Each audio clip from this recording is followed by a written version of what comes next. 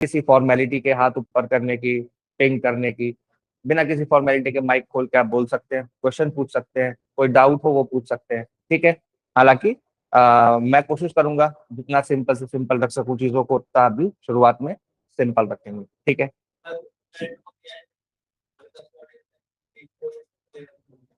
कोई सिलेबस नहीं है, चेंज नहीं है, सेम सिलेबस है ना। हाँ, तो उसी पे चल रहे हैं हम लोग पहले से जो सिलेबस है। और अगर वो हटाते भी ना तो लीगल रीजनिंग को हटाते, लीगल रीजनिंग का वेटेज को कम करते, अगर करते तो फ्लैट की जहां तक बात है, तो लीगल रीजनिंग की वेटेज को कम करते, क्योंकि लीगल रीजनिंग 12th क्लास के बच्चों से पूछना थोड़ा सा मुझे लगता है कि ना इंसाफी है ना। यहाँ पर फिर एक आ जाता है एक्सेसिबिलिटी। तो जिसके पास एक्सेसिबिलिटी है लीगल रीजनिंग के लिए, कुछ मटेरियल की, कुछ सोर्सेज की, तो वो लोग आगे निकल जाएंगे ऑब्वियसली। ठीक है, वो खैर जो भी सिलेबस है उसको हम कुछ नहीं कह सकते। ठीक है, आज 22 जुलाई है और 22 जुलाई के ही दिन, कब, 1947 में, 22 जुलाई 1947 को ये डायरेक्ट क्वेश्चन एग्जाम में बन के आता है कई बार, कि किस डेट को हमने अपना फ्लैग अडॉप्ट किया था, कॉन्स्टिट्यूएंट असेंबली ने अपना फ्लैग अडॉप्ट किया था। तो 22 जुलाई 1947 को हमने अपना फ्लैग अडॉप्ट किया था, इसलिए आज के दिन क्या मनाते हैं हम, नेशनल फ्लैग अडॉप्शन डे। तो ये डायरेक्ट क्वेश्चंस एग्जाम में आ जाते हैं डे से, इंपॉर्टेंट डेज जो पूछे जाते हैं एग्जाम के अंदर, है ना। तो उसके लिए ये हम लोग डेली देखते हैं कि आज कौन सा इंपॉर्टेंट डे है। ठीक है, फिर उसको याद करने की कोशिश करते हैं, धीरे धीरे उसको प्रैक्टिस में लाते हैं क्वेश्चंस करके, है ना। ठीक है, तो आज क्या है, नेशनल फ्लैग एडॉप्शन डे। ठीक, हमारा जो आर्टिकल 51A का ए है, वो भी क्या कहता है, फंडामेंटल ड्यूटी देता है हमको इस चीज के लिए, to respect constitution, national flag and national anthem. एक बहुत ही इंपॉर्टेंट चीज कि इस सेशन में, जो मॉनसून सेशन अभी पार्लियामेंट का शुरू हुआ है, मतलब शुरू भी नहीं हो पाया अभी तक, हालांकि ऑफिशियली वो शुरू हो गया, लेकिन उसकी मीटिंग अभी तक कुछ नहीं हो पाई है, क्योंकि नीट एग्जाम की वजह से, नीट एग्जाम लीक की वजह से वहां पर संसद के अंदर भी प्रोटेस्ट चल रहे हैं। ठीक है, तो पार्लियामेंट ये चाहती है, अभी राज्यसभा के अंदर पेश भी किया था, तो वो ये चाहते हैं कि इसी लिस्ट के अंदर हम लोग नेशनल सॉन्ग यानी कि वंदे मातरम को भी ऐड कर लें। अब ये बताओ कि वंदे मातरम किसने लिखा था, ऑनलाइन बंकिम बताओ। चंद्र चटर्जी। बंकिम चंद्र चटर्जी, ठीक जवाब है क्या इनका? जी सर। हाँ, जवाब एकदम ठीक है। कोई मेरे को बताएगा कि हाँ सबसे जी पहले प्रकाशित किस में हुआ था, सबसे पहला पब्लिकेशन, फर्स्ट पब्लिकेशन किस में हुआ था? सर। हाँ जी। सर स्क्रीन छोटा हो रहा है सर, थोड़ा उसको बड़ा कर दीजिए सर, दिख नहीं रहा कुछ। अब ठीक है? पर नहीं, छोटा है अभी भी। हम्म, उसको पिन कर लिया कीजिए स्क्रीन को, वैसे मैंने आपके लिए कर दिया पिन। अब मेरे ख्याल से आपको ठीक दिख रहा होगा, है ना। हाँ जी सर, अब दिख रहा हम्म, तो सबसे पहला प्रकाशन यानी कि सबसे पहले पब्लिश किस नॉवल के अंदर हुआ था? सर जल्दी से आनंद बताओ, मठ। ऑनलाइन। आनंद मठ के अंदर, बिल्कुल सही। ठीक है, तो ये कुछ फैक्ट्स हैं जो हम लोगों को याद रखने, किसने लिखा, कब लिखा। रविन्द्रनाथ टैगोर जी ने उसको सबसे पहले कंपोज किया, है ना, कंपोज किसने किया, रविन्द्रनाथ टैगोर जी ने। तो ये कुछ फैक्ट्स हैं, कब अडॉप्ट किया गया। तो ये कुछ फैक्ट्स हैं जो एग्जाम में डायरेक्टली क्वेश्चन बन के आ जाए। ठीक है, तो ये याद रखेंगे। इसके अलावा फ्लैग कोड ऑफ इंडिया 2002, जो कि अमेंडमेंट हुआ 2021-2022 में। ठीक है, जो क्या करता है, हमारे फ्लैग के बारे में, कैसे हमको फ्लैग को हैंडल करना है, क्या करना है, वो सब चीजें बताता है। Prevention of insult to national honour act 1971, और union of India versus Naveen Jindal, ये हमको क्या देता है, right to fly a flag. इससे पहले केवल जो सरकारी संस्थाएं हैं वहीं पर फ्लैग को फहराया जा सकता था, बहुत सारे नियम थे इसके आने से पहले। Prevention of insult national honours act, ये सॉरी, फ्लैग कोड 2021 वाला, इसके आने से पहले बहुत सारे रेस्ट्रिक्शन थे कि रात को नहीं फहरा सकते हैं, और जब सनसेट होगा तो उसको उतार के रखना है, वो सारे रेस्ट्रिक्शन अब हट गए। और union of India versus Naveen Jindal से क्या मिला हमको, right to fly a flag. ये भी right to speech and expression के अंडर में आता है। ठीक,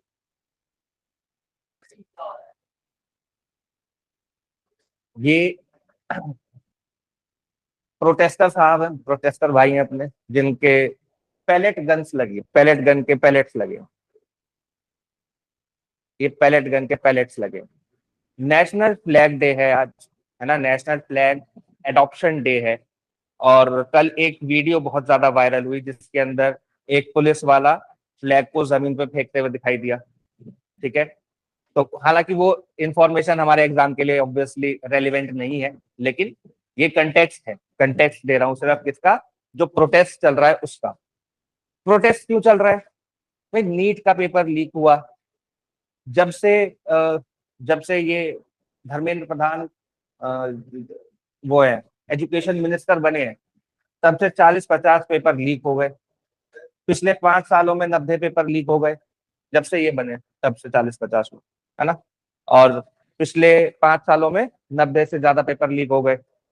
अब पेपर लीक को केवल पेपर लीक की तरह नहीं देख सकते, because paper leaks are killing the aspiration of the youth. क्या कर रहे हैं ये पेपर लीक? क्या सोशल इंपैक्ट डाल रहे हैं? यूथ के एस्पिरेशन को समाप्त कर दे रहे हैं। कैसे? मैंने पूरे साल पढ़ाई करी, 2 साल 3 साल मेहनत करी, तब जाके नीट का पेपर निकलता है। नीट का पेपर तो 1 साल में निकलता भी नहीं है, इंडिया के सबसे मुश्किल पेपर्स में से एक है ना। लोग कहते हैं यूपीएससी सबसे मुश्किल है, लेकिन मुझे लगता है कि उससे ज्यादा मुश्किल नीट है, ऐसा मुझे लगता है। बाकी सबका अपना अपना ओपिनियन हो सकता है, क्योंकि नीट एक स्पेशलाइज्ड कोर्स कराने के लिए आपको एक स्पेशलाइज्ड एक सब्जेक्ट के अंदर आपको थॉरोली टेस्ट करता है, और यूपीएससी आपको जनरलाइज टेस्ट करता है कि आपको जनरल नॉलेज कितनी है, जनरली आप चीजों के बारे में कितना जानते हैं। तो यहाँ पर ये अंतर है।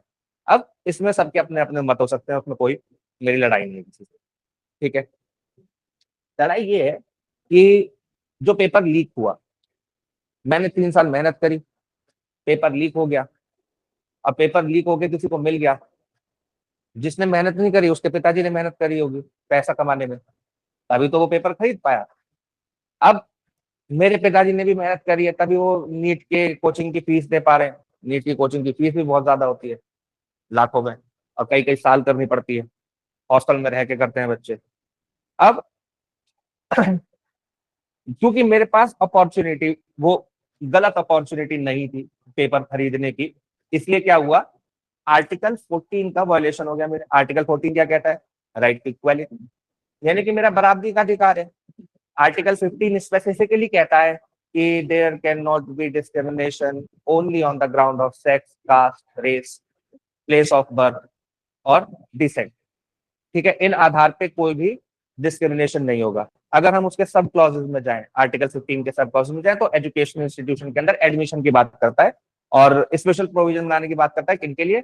SC, ST, OBC के लिए। और स्पेशल प्रोविजन बनाने की बात करता है आर्टिकल 15 क्लॉज 4 किसके लिए? महिलाओं के और बच्चों के लिए। ठीक है, वो बात सही है, ठीक है। लेकिन क्या किसी को पेपर अगर एग्जामिनेशन से पहले मिल जा रहा है तो वो रीजनेबल क्लासिफिकेशन के दायरे में आ सकता है? वो बिल्कुल भी रीजनेबल क्लासिफिकेशन के दायरे में नहीं आ सकता, है ना। तो वो क्या है, मेरे साथ क्या हुआ? मेरे साथ सीधे सीधे क्या हुआ? डिस्क्रिमिनेशन हुआ पब्लिक एग्जामिनेशन के अंदर।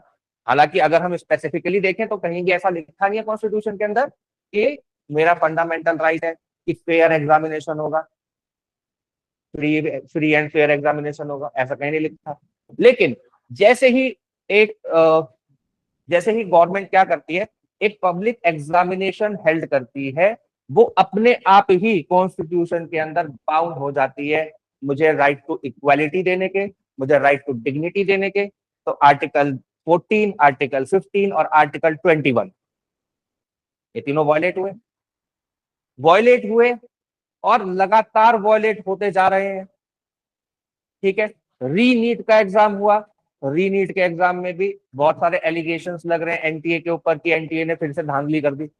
अब वो कैसे क्या चीजें प्रूव होती हैं, हालांकि on the face of it तो एविडेंसेस देख के लग रहा है कि वो गलत है, मतलब वो लोग दिखा रहे हैं कि ये मेरी आंसर शीट है और ये एनटीए की जारी की हुई मेरी आंसर शीट है, दोनों में अंतर है ना। अब वो मॉब्ड हो सकती हैं, वो झूठ बोल सकते हैं, वो बात अलग है, ठीक है। लेकिन प्राइमा फेसी देख के लगता है कि वहां पर कुछ गड़बड़ है, ठीक है, कुछ तो घोटाला हुआ है, कुछ तो, अगर घोटाला नहीं भी हुआ है तो there is some, at least there is some clerical mistake जिसकी वजह से नंबर ऊपर नीचे हो गए बच्चे। अब उसको एड्रेस करने की, अच्छा हालांकि इस प्रोटेस्ट के चलते चलते उस बीच में ही वो रिजल्ट आया, तो उस रिजल्ट ने इस प्रोटेस्ट के अंदर कैटलिस्ट का काम किया। ये प्रोटेस्ट और ज्यादा क्या हो गया, लोग और ज्यादा नाराज हो गए, है ना। तो पेपर लीक होना क्या है, पेपर लीक होना यूथ की एस्पिरेशन को समाप्त कर देने के बराबर है। और जब यूथ की एस्पिरेशन समाप्त हो जाती है और यूथ जब मेरिट के अंदर से अपना भरोसा खो देता है, जब उसको ये लगने लगता है कि मेरी मेहनत का तो फल मुझे मिला ही नहीं, और उसने जिसने मेहनत नहीं करी, जिसने ABCD CD B D A ऐसे रख के गया होगा वो, है ना, मतलब उसने एक राइम बनाई होगी पूरी, 100 150 क्वेश्चन आते हैं उसके अंदर, तो उसने एक राइम बनाई होगी ABCD ऐसे करके कुछ, तो वो राइम याद करके गया, है ना। तो उसको क्या, उसका सिलेक्शन हो गया, और मेरा सिलेक्शन नहीं हुआ। मैंने 2 साल मेहनत करी, 3 साल मेहनत करी, उससे ज्यादा मेरे को पता है चीजें, मतलब उससे ज्यादा मेरे को नॉलेज है, अगर फेयर टेस्ट हो तो उससे ज्यादा मेरे नंबर आ जाएंगे। तो यहाँ पर क्या हुआ, मेरा मेरा मेरिट के अंदर से भरोसा खत्म हो गया कि मेहनत करके जीवन में कुछ मिल सकता है। अब मेरा किस पे भरोसा हो गया, जुगाड़बाजी पे, करप्शन पे। तो ये फ्यूचर करप्शन को क्या देगा, जन्म देगा।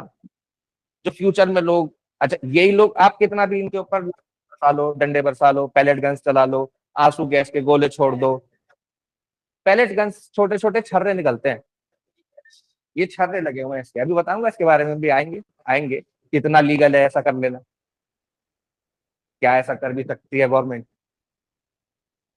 तो इसीलिए ये फोटो लगाए स्पेसिफिकली, ठीक है। तो यहाँ पर ये अपनी मांगों को लेकर जंतर मंतर पे बैठे हुए थे, 21-22 दिन से बैठे हुए थे, पहले से ऐलान किया हुआ था कि हम पार्लियामेंट मार्च करेंगे, ठीक है। मांग क्या थी, केवल एक एजुकेशन मिनिस्टर का इस्तीफा, जिन बच्चों ने सुसाइड किया है उस नीट पेपर लीक की वजह से उन लोगों को कंपनसेशन, और जो एजुकेशन के अंदर रिफॉर्म होने हैं उसके ऊपर बात। ये तीन मोटी मोटी ये तीन मांगे थी, और भी छोटी छोटी कई सारी मांगे हैं इसके अंदर, लेकिन मोटी मोटी ये तीन मांगे हैं। मांगे आपसे एग्जाम में कोई नहीं पूछेगा कि क्या मांगे रखी थी CJP ने, साथ, है ना, ऐसा क्वेश्चन कभी भी एग्जाम में नहीं आता है, ठीक है। अब ये देखो, ये सारी पुलिस ब्रुटैलिटी के सबूत हैं, और आज, अगर आज सुबह से आप लोग फॉलो कर रहे होंगे, क्योंकि मैं भले ही यहाँ मेरठ में हूँ, लेकिन फिजिकली मेरठ में हूँ, लेकिन मेंटली और इमोशनली मैं अभी भी जंतर मंतर पे हूँ, क्योंकि जंतर मंतर मेरे लिए एक तरीके से एक टाइम पे सेकंड होम रहा है ना। सेकंड होम मतलब हॉस्टल में रहते थे, तो हॉस्टल से ज्यादा अच्छा खाना जंतर मंतर पे मिल जाता था हम लोगों को। नहीं, गुरुद्वारे में नहीं, ऐसा नहीं होता, क्या समझ लो प्रोटेस्ट में क्या होता होगा, खाना क्या, वो साइड में लंगर लगता है बकायदा, तो कहीं दाल चावल मिल रहे हैं, कहीं पूरी सब्जी मिलती है, कहीं पे कोई ब्रेड पकौड़े बांट रहा है, चाय बांट रहा है, तो ऐसे चल, पूरा मेला होता है, बिल्कुल मेले जैसा होता है प्रोटेस्ट, ठीक है। अब वो जब पुलिस लाठीचार्ज करती है तब उसका स्वरूप बदलता है, नहीं तो उससे पहले मैं आपको बता रहा हूँ कि हमारे देश के लोग इतने सीधे, इतने प्यारे लोग हैं कि हमेशा शांतिपूर्वक ही क्या करते हैं, प्रोटेस्ट कर रहे होते हैं, 99%, ठीक है। कहीं कहीं पर ऐसा होता है कि वो भी क्या होता है, मोस्टली ये होता है कि बाहर से आए हुए गुंडों ने वहां पर हमला कर दिया, अभी जैसे लद्दाख के अंदर हुआ था। लद्दाख के अंदर सोनम वांगचुक पहले प्रोटेस्ट के लिए बैठे हुए थे, प्रोटेस्ट कर रहे थे, और किसके लिए, शेड्यूल 6 की मांग के लिए, लद्दाख के शेड्यूल 6 की मांग के लिए। बहुत इंपॉर्टेंट टॉपिक है ये भी, कि शेड्यूल 6 क्या है, एग्जाम में आएगा, लद्दाख का क्या स्टेटस है, तो ये सारी चीजें बहुत इंपॉर्टेंट है। अभी लद्दाख के अंदर कितने डिस्ट्रिक्ट आ रहे हैं, तो ये भी बहुत इंपॉर्टेंट क्वेश्चन है, क्योंकि अभी अभी चेंज हुआ है, ठीक है। अब हालांकि हम लोग आज के टॉपिक पे आ जाते हैं, तो उस टाइम पे वो वहां पर प्रोटेस्ट में बैठे हुए थे, बाहर से गुंडे आए कुछ, उन्होंने तोड़फोड़ करी, 3-4 लोगों की जान चली गई। 4 लोगों की जान जाने के बाद सोनम वांगचुक ने अपना प्रोटेस्ट कॉल ऑफ कर दिया, फिर उनको उठा के जेल में डाल दिया गया, जोधपुर की जेल में उन्होंने 3-4 महीने रखा गया, है ना। NSA लगा दिया था उनके ऊपर, नेशनल सिक्योरिटी एक्ट, आतंकवादियों के ऊपर जो लगाते हैं, और उनकी जांच करी, उनकी जांच करने के बाद ही उनको छोड़ा होगा, इसका मतलब आतंकवादी कनेक्शन तो कोई है नहीं सोनम वांगचुक का, है ना भाई, जांच करने के बाद ही छोड़ा होगा ना। तो आतंकवादी यानी कि फॉरेन कनेक्शन तो कोई सोनम वांगचुक का नहीं है, यहाँ से पता चलता है, ठीक है। अब ये लोग प्रोटेस्ट में बैठे हुए हैं, सारा मुद्दा मैंने आपको बता दिया, क्या क्या चीजों को लेके, क्या क्या मांगों को लेके ये प्रोटेस्ट में बैठे हुए हैं, कॉन्स्टिट्यूशनल बेसिस क्या है इनका, है ना। इसके अलावा ये कि Anita Thakur versus government of Jammu Kashmir 2016 का केस है, इसको जरूर से याद रखेंगे, बहुत इंपॉर्टेंट है। क्या कह रहा है? Supreme Court held peaceful protest is protected by article 19 1A 1B and 1C, right to speech and expression, right to association और right to assemble without arms. ठीक है, एसोसिएशन बनाने का, असेंबल होने का, और right to speech and expression के अंदर आता है क्या? पीसफुल प्रोटेस्ट करना। ठीक है, in those cases where assembly is peaceful, use of police force is not warranted at all, at all. कोई भी पुलिस फोर्स का यूज नहीं किया जाना चाहिए, even against a violent assembly. अगर असेंबली वॉयलेंट भी है, फोर्स मस्ट बी नेसेसरी। जो फोर्स यूज हो रही है वो कैसी होनी चाहिए? वो नेसेसरी होनी चाहिए, उसकी नेसेसिटी होनी चाहिए उस फोर्स के यूज की, कि उस फोर्स के यूज के बिना उन प्रोटेस्टर्स को ये काम करने से रोका ही नहीं जा सकता था जो कि अनलॉफुल है। इस फोर्स को यूज किए बिना पब्लिक प्रॉपर्टी को नहीं बचाया जा सकता था। और वो फोर्स नेसेसरी के साथ साथ कैसी होनी चाहिए? मिनिमम होनी चाहिए, प्रपोर्शनेट होनी चाहिए, मिनिमम होनी चाहिए और प्रपोर्शनेट होनी चाहिए। यानी कि जितना फोर्स की जरूरत है, नेसेसिटी तो आ गई कि रोका नहीं जा सकता साहब उनको ये फोर्स को यूज किए बिना, लेकिन कितनी फोर्स का यूज करें? जो प्रपोर्शनल हो, जो उनको रोकने के लिए पर्याप्त हो, बस उतना, मिनिमम। ठीक है, and must stop once the situation is control. उसके बाद जब सिचुएशन कंट्रोल में है, सब कुछ पीसफुल है, उस टाइम पे तो करना ही नहीं है। Excessive police force violets fundamental rights and human dignity. तो ह्यूमन डिग्निटी और मेरे फंडामेंटल राइट्स का वॉयलेशन करता है जब मैं प्रोटेस्ट में जाता हूं और वहां पर पुलिस फोर्स का यूज किया जाता है। ठीक है, अब एक होता है कि लीगल है, साथ लॉ कहता है कि ऐसा कर सकते हैं, एक होता है मोरालिटी, है ना। हालांकि लीगल एनफोर्सिएबल है, मोरालिटी एनफोर्सिएबल ना होते हुए भी एक फोर्स रखता है towards the decision making of executive, legislature and judiciary. सभी के डिसीजन मेकिंग के अंदर मोरालिटी होना बहुत जरूरी है। कैसे, क्या कहते हैं morality? The state is not judged only by whether it possess legal power और नॉट। लीगल पावर है उसके पास, ठीक है, मान लिया। It is also judged by how that power is exercise, किस तरीके से उस पावर का यूज किया गया। Whether constitutional limitations are respected, जो कॉन्स्टिट्यूशनल लिमिटेशंस है उनकी रेस्पेक्ट की गई या नहीं की गई। Whether weaker citizens are treated with dignity, क्या उनकी डिग्निटी, उनको जो ट्रीट किया गया वो डिग्निटी के साथ किया गया। जो पीसफुल प्रोटेस्टर्स को लाठी चार्ज किया गया वो डिग्निटी है क्या? उनके ऊपर जो पैलेट गन चलाई गई वो डिग्निटी है क्या? उनके ऊपर जो स्पाइक लाठी चार्ज की गई, स्पाइक्स लगा के लाठी चार्ज की गई, जिससे कि दिख रहा है, कई वीडियोस हैं जिसके अंदर लोगों के हाथ छिले हुए हैं, पीठ छिली हुई है, सर फूटा हुआ है। वो पीइंग ह्यूमन वाले का सर फोड़ दिया। पीइंग ह्यूमन एक यूट्यूब पे क्रिएटर है जो बहुत सारी वीडियोस को, किसी न्यूज क्लिपिंग्स को इधर उधर से उठा के, हाँ हाँ, बहुत सारी लड़कियों के कपड़े फाड़ दिए। तो वो पीइंग ह्यूमन, वो काफी फेमस आदमी है। ठीक है, वो भी गया था प्रोटेस्ट में, उसका सर फोड़ दिया और पीछे से डंडा मार के, पीछे से डंडा मार के फोड़ दिया। चलो खैर, आगे चलते हैं। तो इसके अंदर ये भी सवाल पूछना होगा कि पावर तो है, लेकिन उस पावर का यूज जवाब देने के लिए कैसे किया गया? डिसेंट को जो जवाब दिया गया वो कैसे दिया गया? बाय कोअर्जन दिया गया या बाय रीजन दिया गया? रीजनिंग से दिया गया या उससे दिया गया, पावर से दिया गया? ठीक है, हाँ, कोअर्जन से दिया गया। ये करें, बिल्कुल सही बात है, कोअर्जन ही दिखाई दे रहा है अभी तक तो। अब डॉक्टर बी आर अम्बेडकर भी इसके बारे में कहते हैं, constitutional morality is not a natural sentiment. ये कोई नेचुरल सेंटिमेंट नहीं है, नेचुरली तो आदमी है ही खराब, it has to be cultivated, it has to be cultivated. ठीक है, इसको कल्टिवेट करना पड़ेगा। और वो कैसे आएगा? वो आएगा गवर्नेंस से। कॉन्स्टिट्यूशन कितना भी अच्छा हो, उसको चलाने वाले कैसे हैं, उसको इम्प्लीमेंट करने वाले कैसे हैं, उससे फर्क पड़ता है।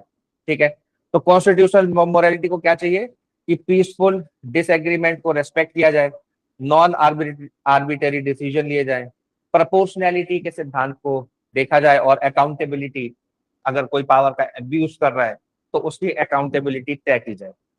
और यहाँ पर तो जो पावर का मिसयूज करके बच्चों के पेपर लीक करा दिए, उसी की अकाउंटेबिलिटी तय नहीं हो पा रही है, जो सबके सामने है ना। The police may have the power to regulate और disperse an assembly, but constitutional morality determines the manner in which the that power must be exercise.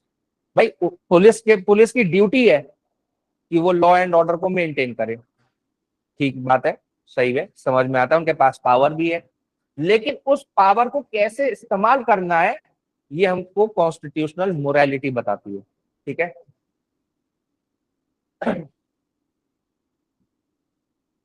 Police सीधी बात है ना, सारी पावर्स है, पब्लिक ऑर्डर अगर कोई डिस्टर्ब कर रहा है, किसी की लाइफ बचानी है, पब्लिक प्रॉपर्टी को सेव करना है, तो पुलिस पावर का यूज कर सकती है। ठीक है, उसको उस असेंबली को डिस्पर्स होने का ऑर्डर दे सकती है। लेकिन अगर किसी असेंबली के डिस्पर्स होने का ऑर्डर है और वो डिस्पर्स नहीं होते हैं, तो क्या पुलिस के पास ये पावर आ जाती है कि वो उनके ऊपर पेन इन्फ्लिक्ट कर सके, उनको वहीं पर सजा दे दे, सड़क पे ही, सड़क सर फिर से रिपीट करना सर, वो वॉइस कट हो गई है। बस मैं इतनी सी बात कह रहा हूँ कि अगर पुलिस डिस्पर्स होने का ऑर्डर देती है, पहले तो ये बताओ कि लॉ का कौन सा, अब एक बार अगर किसी असेंबली को डिस्पर्स होने का ऑर्डर दे दिया तो वो कैसी असेंबली है? क्या वो लॉफुल असेंबली है या अनलॉफुल असेंबली है?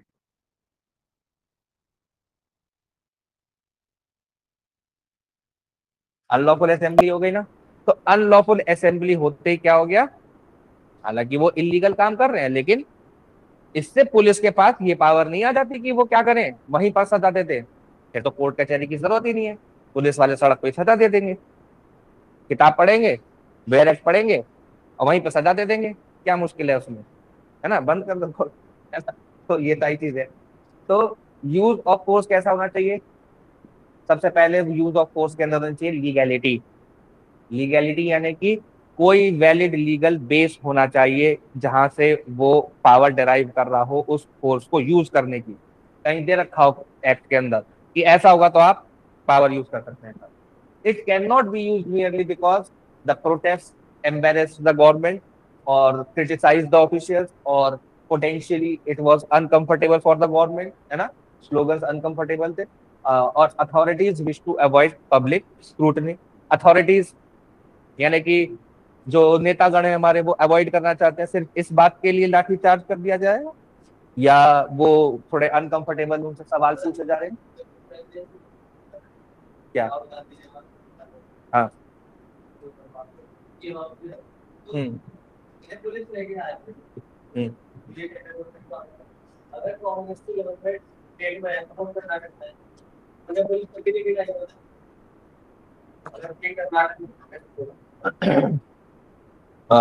लॉ एंड ऑर्डर स्टेट का मैटर है, ठीक है, और पुलिस स्टेट के अंडर में आती है, ठीक है।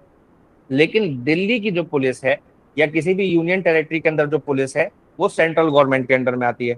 तो इसलिए वहां पर वो कंफ्यूज मत हो, वहां पर जो कर्नाटका की गवर्नमेंट होगी वो ऑर्डर देगी, ठीक है। एफआईआर लॉन्च करनी है, कंप्लेंट लॉन्च करनी है, क्या करना है वो कर्नाटक की गवर्नमेंट डिसाइड करेगी, ठीक है। सेंट्रल गवर्नमेंट एजेंसीज अलग है, जैसे ईडी की रेड हो सकती है सेंट्रल गवर्नमेंट के कहने पे, सीबीआई अपनी इन्वेस्टिगेशन कर सकती है, वो सारे वो अलग अलग एजेंसीज है, ठीक है ना, उसके बारे में कई बार डिस्कस कर चुके हैं, ठीक है। तो इस वजह से, केवल इस वजह से जो लाठी चार्ज है वो लीगल नहीं हो जाएगा। दूसरा, क्या वो नेसेसरी था? नेसेसरी कब कहा जाएगा? तो सबसे पहले अगर नेसेसरी उसको बनाना है तो पुलिस वालों को कम्युनिकेट करना पड़ेगा कि भाई मत करो, नेगोशिएट करना पड़ेगा, वार्निंग देनी पड़ेगी और इसके बाद भी अगर वो प्रोटेस्टर्स नहीं हट रहे हैं तो एग्जिट रूट देना पड़ेगा उनको, वहां पर बंद कर दिया गया एक उसके अंदर बैरिकेडिंग के अंदर, है ना, बहुत बड़ा एक बैरिकेडिंग का गोला बनाया जिसके अंदर प्रोटेस्टर्स को बंद कर दिया। कुछ प्रोटेस्टर्स को अंदर नहीं जाने दिया, कुछ को बाहर नहीं जाने दिया, है ना। तो सेफ एग्जिट रूट देना जरूरी है और मीडिएशन करवाना काम, वो मीडिएशन करवाएं किसके किसके बीच में, गवर्नमेंट के बीच में और प्रोटेस्टर्स के बीच में। Targeted arrest of violent individuals, जो वायलेंस कर रहे हैं उनको अरेस्ट कर सकते हैं। Separation of peaceful protesters from offenders से उनको अलग कर सकते हैं, ठीक है। अब कहते हैं साहब प्रोपोर्शनैलिटी की बात करते हैं कि क्या ये प्रोपोर्शनल था, क्या इलेक्ट्रिक बैटन्स का यूज करना, क्या पैलेट गन्स का यूज करना, क्या लाठी का यूज करना, क्या स्पाइक लाठी तो बहुत दूर की बात है, क्या सिंपल लाठी का यूज करना भी जस्टिफाइड था, प्रोपोर्शनल था। The degree of force must correspond to the actual threat. Actual threat था क्या, एक्चुअल थ्रेट क्या वो लड़के आतंकवादी थे, क्या उनके पास हथियार थे, क्या वो पार्लियामेंट के ऊपर कब्जा करने जा रहे थे, वो पीसफुल मार्च कर रहे थे विच वॉज ऑलरेडी टोल्ड, ठीक है, बताया गया था पहले ही, ठीक है। हालांकि उनके पास पुलिस परमिशन नहीं थी, ये बात भी सही है पुलिस की, लेकिन पुलिस परमिशन ना होने की वजह से प्रोपोर्शनैलिटी का सिद्धांत खत्म नहीं हो जाता। यहाँ पर क्या किया गया, इलेक्ट्रिक शॉक्स दिए गए, हेड इंजरीज हुई लोगों को, है ना, इनडिस्क्रिमिनेट बैटन चार्जेस, मतलब अंधाधुंध वहां पर लाठियां चलाई गई, ठीक है। काइनेटिक इंपैक्ट प्रोजेक्टाइल्स यानी कि पैलेट गन का यूज किया गया। पैलेट गन बहुत खतरनाक चीज है, ठीक है। अभी देखते हैं कैसे। एक इंडिविजुअलाइजेशन ऑफ रिस्पॉन्सिबिलिटी यानी कि जो पीसफुल स्टूडेंट है उसको अलग रखना है, अलग नजरिए से देखना है, और जो वाकई में डैमेज कर रहा है प्रॉपर्टी को, पब्लिक प्रॉपर्टी को, या वहां पर वायलेंस कर रहा है, वेंडलिज्म कर रहा है, तो उसको अलग से आइडेंटिफाई करना पुलिस का काम है। वहां पे इतने सीसीटीवी कैमरा लगे हुए हैं, इंडिया का सेंट्रल जोन है वो, है ना, सेंट्रल जोन है वो, वहां पर सबसे ज्यादा वीआईपी मूवमेंट होता है, वहां पर सबसे ज्यादा सीसीटीवी कैमरे लगे होंगे, तो सीसीटीवी कैमरा में देख के आइडेंटिफाई करें उनको, जो लोग वहां पर तोड़ फोड़ कर रहे हैं या कुछ कर रहे हैं। हालांकि ऐसी अब न्यूज आ रही है थोड़ा बहुत वायलेंस की, कि थोड़ा बहुत वायलेंस कहीं कहीं हुआ है स्टूडेंट्स की तरफ से, लेकिन स्टूडेंट्स भी कब तक खड़े रह के सहेंगे, हर कोई गांधी तो नहीं है ना, हर कोई गांधी नहीं, और अभी तो गांधी आने में समय लगेगा, अगर गांधी को लाना है तो, ठीक है, उसके लिए अत्याचार बहुत ज्यादा करना पड़ेगा तब गांधी आता है, ठीक है। तो स्पोरेडिक वायलेंस के लिए क्या नहीं कर सकते, ऑटोमेटिकली पूरी गैदरिंग को पीसफुल असेंबली के प्रोटेक्शन से बाहर नहीं कर सकते।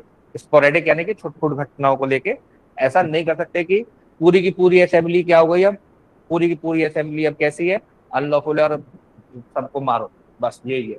The state can not impose collective punishment on hundreds of students for the actions of a few individuals के जो एक्शंस हो रहे होंगे, है ना, वो भी छुटपुट है, स्पोरेडिक है, छुटपुट है ना।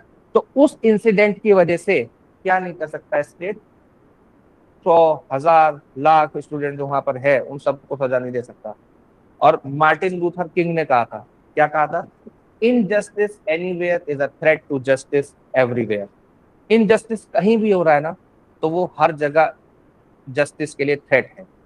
आपको क्या लग रहा है कि अगर यहाँ पर इनजस्टिस हो रहा है तो क्या ये इनजस्टिस उन लोगों के लिए थ्रेट नहीं है जो लोग मध्य प्रदेश के अंदर प्रोटेस्ट कर रहे हैं केन बेतवा लिंक प्रोजेक्ट के अगेंस्ट, उन्हें भी मारा पुलिस वालों ने। वहां पे आदिवासी प्रोटेस्ट कर रहे थे, उनके ऊपर भी लाठीचार्ज करा पुलिस ने, है ना। तो इनजस्टिस एक जगह हो रहा है तो वो सब जगह पे होगा ही होगा, ठीक है। अब पैलेट गन्स पे आ जाते हैं कि यूज ऑफ पैलेट गन्स क्या क्या कर सकता है। एक व्यक्ति को ब्लाइंड कर सकता है, उसके फेस को डिसफिगर कर सकता है, उसको इंटरनल इंजरीज दे सकता है, परमानेंट डिसेबिलिटी दे सकता है, इवन डेथ कॉज कर सकता है। डेटा है 2016 में पैलेट गन्स के यूज की वजह से लगभग 260 लोग मरे थे कश्मीर के अंदर। कश्मीर के अंदर पैलेट गन्स का यूज किया जाता था, जो पत्थर फेंकते थे लोग वहां पर, कभी किसी जमाने में जो पत्थरबाजी होती थी वहां पर, उनके अगेंस्ट पैलेट गन्स का यूज किया जाता था, और उसको भी जस्टिफाइड नहीं माना जाता, ठीक है। Such weapon can not be justified nearly to clear roads. क्या करना था, रोड साफ कर, रोड खाली करनी थी, क्योंकि मंत्री जी ने कहा था, है ना, एनफोर्स एडमिनिस्ट्रेटिव को कन्वीनियंस, अपनी कन्वीनियंस के लिए क्या उनके ऊपर गोली चला देंगे, है ना, इनडिस्क्रिमिनेट फायरिंग। अब इसके अंदर डिस्क्रिमिनेट इनडिस्क्रिमिनेट फायरिंग का सवाल ही नहीं उठता, क्योंकि जब पैलेट गन चलती है उसके अंदर से 100 पैलेट एक बार में निकलते हैं और वो सारे में से फैल जाते हैं 100 मीटर तक। तो 100 मीटर तक जब वो फैल गए तो उस दायरे में जो भी आएगा सबके पैलेट्स लगेंगे। उसकी आंख में भी लग सकते हैं, उसके गले में भी लग सकते हैं, उसके किसी वाइटल ऑर्गन में भी लग सकते हैं, और वाइटल ऑर्गन को अगर पंचर कर दे तो इवन डेथ भी कॉज हो सकती है। ठीक है, तो बहुत ही खतरनाक चीज है ये। इसके अलावा मैं आपको बताऊं, पैलेट गन्स का यूज मणिपुर में जो वायलेंस हो रहा था वहां पर भी किया जा रहा था। वहां पर सुप्रीम कोर्ट ने बोला कि तुम ये पैलेट गन्स का यूज नहीं कर सकते हो, मेटल वाली।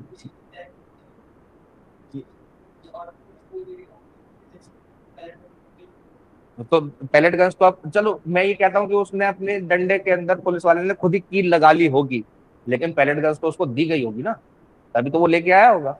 और पैलेट गन्स में ये कहा गया है कि प्लास्टिक पैलेट्स का यूज करना है, मेटल पैलेट्स का यूज नहीं करना। अगर पैलेट गन चलानी भी पड़ रही है कहीं तो प्लास्टिक पैलेट्स, जो हम येलो कलर का पैलेट होता है ना, एक बचपन में खेलते थे माउजर वाली गन से, वो वाली पैलेट्स का यूज कर सकते हैं। ठीक है, ऐसे मेटल पैलेट्स का यूज नहीं कर सकते। ठीक है, तो ये कैसा होता है, मल्टी पैलेट एम्यूनेशन होता है, यानी कि बहुत सारे पैलेट्स एक साथ निकलते हैं। और मेटल पैलेट्स और रबर कोटेड मेटल प्रोजेक्टाइल कैसे हैं, इनकम्पेटेबल है, यानी कि इनको यूज नहीं किया जा सकता प्रोटेस्ट के अंदर, क्राउड कंट्रोल के अंदर। इलेक्ट्रिक और स्पाइक बैटन्स का यूज किया गया, तो इसके अंदर भी सेम चीज है। जो जो व्यक्ति बैठा हुआ है, जो रेस्ट्रेंड है, जो सराउंडेड है, जो व्यक्ति कुछ नहीं कर रहा, कोई वायलेंस नहीं कर रहा, उसके अगेंस्ट इसका यूज बिल्कुल भी नहीं किया जा सकता। और ये नॉन लेथल जरूर है, लेकिन बहुत ही खतरनाक है। एक है न्यूरेमबर्ग प्रिंसिपल 4। न्यूरेमबर्ग प्रिंसिपल क्या है?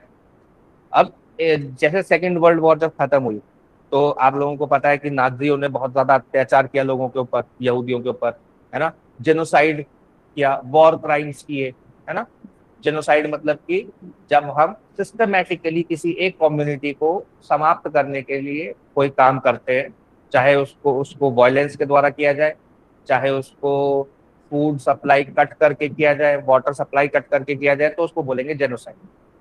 ठीक है, जब हम किसी एक कम्युनिटी को वाइप आउट कर देना चाहते हैं, उनके बच्चों को क्या कर रहे हैं, ट्रांसफर कर रहे हैं दूसरी कम्युनिटी में, तो वो भी क्या है, जेनोसाइड ऐप में आ सकता है। उसके अंदर इंटेंशन मैटर करती है कि ये सारे काम करने की इंटेंशन क्या थी उस व्यक्ति की। तो जब सेकेंड वर्ल्ड वॉर खत्म हुई तो नाजी जो लीडर्स थे, कमांडर्स थे और सैनिक थे, उनके ऊपर केस चला कि आप लोगों ने क्या किया है, जेनोसाइड किया है, वॉर क्राइम्स किए। उसमें से ज्यादातर जो लोगों ने डिफेंस लिया वो ये लिया कि भाई हम तो जो एक्ट कर रहे थे वो अपने सुपीरियर के ऑर्डर पे कर रहे थे, अपने सीनियर के ऑर्डर पे कर रहे थे, तो जिम्मेदार है तो वो है, मेरी कोई जिम्मेदारी नहीं। अब कौन बताएगा मुझे कि उसकी कोई जिम्मेदारी है या नहीं?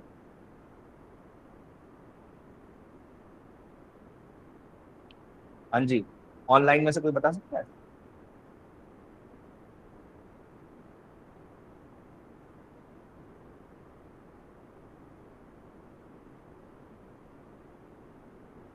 किसी को याद नहीं आ रहा? अभी याद आ जाएगा। ठीक है, अब याद आ जाएगा कि आपने कॉलेज में ये पढ़ा था। जिन जिन लोगों की एलएलबी हो चुकी है या वो स्कूल और कॉलेज में क्रिमिनल लॉ पढ़ चुके हैं तो उनको पक्का याद आएगा अभी देखने। तो क्या कह रहा सर है ये? BNS 14 हाँ जी, सर BNS 14 सेक्शन 14 हाँ एकदम सही पकड़ा आपने, बीएनएस का सेक्शन 14। तो ये क्या कह रहा है, न्यूरेमबर्ग प्रिंसिपल, इसके अंदर ये जो केस हुआ इसके बाद यूएन ने न्यूरेमबर्ग प्रिंसिपल बनाया। ठीक है, तो उसका एग्जैक्ट टेक्स्ट क्या कहता है, the fact that the person acted pursuant to order of his government or a superior does not relieve him from responsibility under international law। तो क्योंकि उसके सुपीरियर ने ऑर्डर दिया था, केवल इस वजह से उसकी लाइबिलिटी खत्म नहीं हो जाएगी। ठीक है, इसका सेंट्रल मैसेज, सेंट्रल ऑब्जर्वेशन या सेंट्रल मैसेज कह तो क्या है, obedience is not always innocence as official position does not eliminate individual agency. Manifestly unlawful commands should not be. ये इंपॉर्टेंट है, सबसे इंपॉर्टेंट पॉइंट क्या है? Manifestly unlawful commands. अगर मैनिफेस्टली अनलॉफुल है कमांड सुपीरियर की, तो उसको फॉलो नहीं करना है, उसको बिल्कुल भी फॉलो नहीं करना है, कोई जरूरी नहीं है उसको फॉलो करना। Manifestly unlawful commands should not be mechanically implemented. The person issuing the order and the person executing it may both bear the responsibility. यानी कि जिसने ऑर्डर दिया, जिसने इम्प्लीमेंट किया, जिसने कहा लाठी मारो और जिसने लाठी मारी, दोनों लायबल। ठीक है। पुलिस ऑफिसर्स के ऊपर कैसे इम्प्लीमेंट होता है भाई? ठीक है, पुलिस ऑफिसर अपने सीनियर की बात मानने के लिए बाध्य है, अपने डिप्लॉयमेंट को लेके, बैरिकेडिंग करने को उसको लेके, protection of life and property को लेके, अरेस्ट ऑफ वायलेंट पर्सन को लेके और लॉफुल डिस्पर्सल को लेके। अनलॉफुल डिस्पर्सल को लेके नहीं। अनलॉफुल अगर ऑर्डर ही अनलॉफुल है, तब उसको इम्प्लीमेंट करने के लिए बाध्य नहीं है। ठीक है। For example, an order to disperse may be lawful, lawful है ना, मैनिफेस्टली लॉफुल ऑर्डर है कि क्या कर दो, डिस्पर्स कर दो। ठीक है। Deliberately striking a peaceful student on the head में स्टिल बी अनलॉफुल। डेलिबरेटली किसी स्टूडेंट के सर पे मार देना अभी भी अनलॉफुल हो सकता है, भले ही ऑर्डर लॉफुल था, लेकिन जिस तरीके से उस ऑर्डर को, जिन तरीकों से, बाय द मीन्स, जिन मीन्स से उस ऑर्डर को इंप्लीमेंट करने की कोशिश की गई, वो मीन्स अनलॉफुल थे। ठीक है। सिमिलरली अरेस्टिंग अ वायलेंट प्रोटेस्टर में बी लॉफुल, लेकिन उसको इलेक्ट्रिक शॉक दे देना, उसको अरेस्ट करना लॉफुल हो सकता है, लेकिन उसको इलेक्ट्रिक शॉक दे देना अनलॉफुल है, किसी भी तरीके से लॉफुल नहीं हो सकता। ठीक है।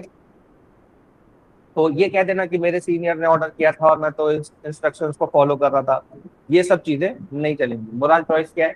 Individual responsibility depends partly on whether the officer had a meaningful opportunity to refuse. किस पे डिपेंड करेगा?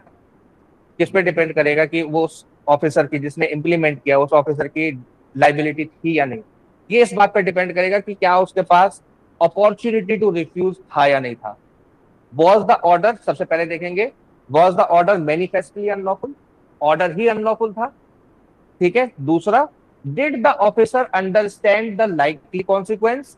Was refusal realistically possible? क्या रिफ्यूज करना पॉसिबल था? क्या रिपोर्ट करना पॉसिबल था? तो ये सारी चीजें देखी जाएंगी। अब आ जाते हैं देखो इंडियन लॉ के ऊपर। इंडियन लॉ क्या कहता है? सेक्शन 14 बीएनएस का कहता है कि जो भी काम हमने किया है, कैसे, either bye, either if we are bound by law or we believe that we are bound by law while doing the act। और ये बिलीफ कहां से आया? ये बिलीफ आया मिस्टेक ऑफ फैक्ट से, ना कि मिस्टेक ऑफ लॉ से।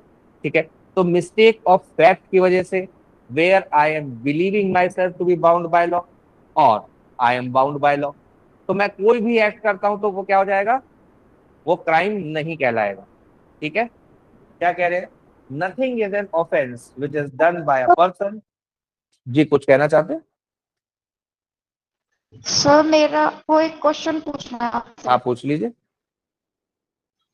सर जैसे ये पुलिस वाले लोग हैं, सबको रोक रहे हैं, मतलब स्टूडेंट को उनपे मतलब लाठीचार्ज कर रहे हैं, तो सर अगर कोई मतलब पुलिस वाले हैं, वो कुछ लोग बोलते हैं कि हम ये लोग ये सबको रोकने के लिए मजबूरी में मतलब ऐसा करते हैं, तो सर उस पे क्या ऑब्जेक्शन होगा?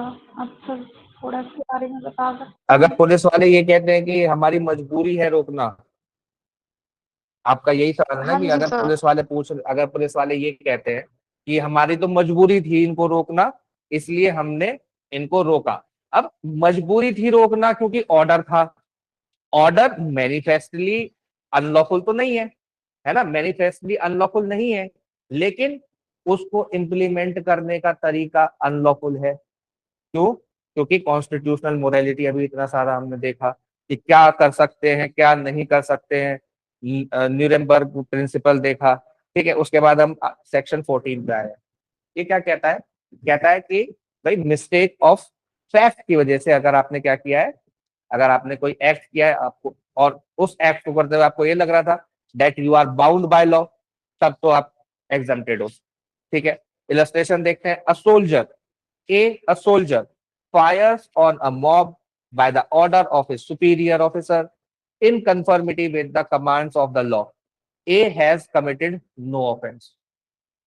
ठीक है, नो ऑफेंस क्यों? क्या कह रहा है यहाँ पे? Fires on the mob, mob होता है unruly group of people, unruly group of people जो वॉयलेंस कर रहे हो उसको बोलते हैं मॉब। ठीक है, बी कहता है A an officer of court being ordered by the court to arrest Y and after due inquiry believing Z to be Y arrest Z, A has committed no offense। ठीक है, सही बात है। क्यों? उसने ड्यू इंक्वायरी करी, उसने क्या किया? उसने ड्यू इंक्वायरी करी और उसने रीजनेबल केयर रखी कि पता लगाने की जो मैं एक्ट कर रहा हूँ वो सही है। ठीक है, उसने किया, उसने अरेस्ट कर लिया, अनलॉफुल डिटेंशन नहीं है, ही इज एग्जम्प्टेड। ठीक है, अब आते हैं क्वीन एम्परर वर्सेस सुब्बा नायक। क्वीन एम्परर वर्सेस सुब्बा नायक में क्या हुआ? इसके अंदर दो को विडोज थी, केस है, लैंडमार्क केस है। ठीक है, इसकी कहानी आपको याद रखनी है, आपको इसका केस का नाम याद रखना है। फ्लैट वालों को इसकी कहानी जरूर याद रहनी चाहिए। क्या कह रहे हैं इस कहानी के अंदर? A dispute existed between two कोविडोज रिगार्डिंग पोजेशन ऑफ कल्टीवेशन को लेकर दो कोविडोज के बीच में डिस्प्यूट था। अब लेबर्स उन्होंने बुला लिए, अब जो विडोज थी उन्होंने क्या बोला कि भाई काटना शुरू करो, सामने वाली पार्टी ने अपोज किया, है ना। Station house officer, police constable and private watchman arrived with fire arms, पहुंच गए। The station house officer ordered the labourer to stop harvesting and disperse, order कर दिया डिस्पर्स का, यही ऑर्डर किया गया डिस्पर्स का। When they continued harvesting, he directed the constable to fire in the air। ठीक है, some laborers left but others remained। कुछ लेबर्स चले गए जब उसने हवा में गोली चलाई कांस्टेबल ने, तो कुछ कुछ तो चले गए, लेकिन कुछ लेबरर्स फिर भी काम करते रहे। Without attempting to arrest them and without warning that effective firing would be used, the station house officer ordered the police to shoot। उसने गोली चलाने के आदेश दे दिए, गोली चलाई गई और उसके अंदर शंकरलिंगम की मृत्यु हो गई। शंकरलिंगम की मृत्यु हो गई, मद्रास हाईकोर्ट बात पहुंची और मद्रास हाईकोर्ट ने क्या बोला? Neither the station house officer nor the constable genuinely believed that the firing was necessary for public security। सबसे पहले ये बिलीफ होना जरूरी है कि जो मैं लाठी चला रहा हूं, जो मैं पैलेट गन का यूज कर रहा हूं, जो मैं इलेक्ट्रिक बैटन का यूज कर रहा हूं, वो कैसा है? वो नेसेसरी फॉर पब्लिक सिक्योरिटी है। सबसे पहली चीज आ गई नेसेसिटी। ऐसा पुलिस वाले को लगना चाहिए जेन्युइनली, उसके कहने से नहीं हो जाएगा, उसके कहने से नहीं हो जाएगा कि उसको लग रहा था, हाँ साहब मुझे तो लग रहा था। वो भी ये केस पढ़ के आ जाएगा, कह देगा हाँ साहब मुझे तो लग रहा था कि बहुत जरूरी है, नहीं चलाऊंगा गोली तो बहुत ज्यादा पब्लिक ऑर्डर खराब हो जाएगा। तो उसके कहने से नहीं होगा। ठीक है, ये चीजें फैक्ट्स पे डिपेंड करेंगी कि फैक्ट्स क्या थे, जो सामने वाले का कंडक्ट था वो कैसा था। तो क्राइम के होने से पहले और क्राइम के होने के बाद ह्यूमन का कंडक्ट भी रेलिवेंट फैक्ट है, तो रेलिवेंट फैक्ट कोर्ट के अंदर कंसीडर किया जाता है। ठीक है, the force used for dispersing an assembly must always be necessary and proportionate to the danger presented by that assembly। क्या उस असेंबली ने ऐसा डेंजर दिया था, ऐसा डेंजर प्रेजेंट किया था कि वहां पर पैलेट गन का यूज करना, इलेक्ट्रिक बैटन्स का यूज करना, स्पाइक्ड बैटन्स का यूज करना, आंसू गैस शेल्स का यूज करना जरूरी हो गया? आंसू गैस के शेल्स जो यूज किए गए वो भी एक्सपायर्ड थे, एक्सपायर्ड थे। हाँ, एक्सपायर्ड से और ज्यादा खतरा है। वो अंदर केमिकल रिएक्शन होकर नाइट्रेट गैस बन जाती है और नाइट्रेट गैस परमानेंटली इंपेयर कर सकती है आंखों से, परमानेंटली आपको अंधा कर सकती है वो गैस। ठीक है,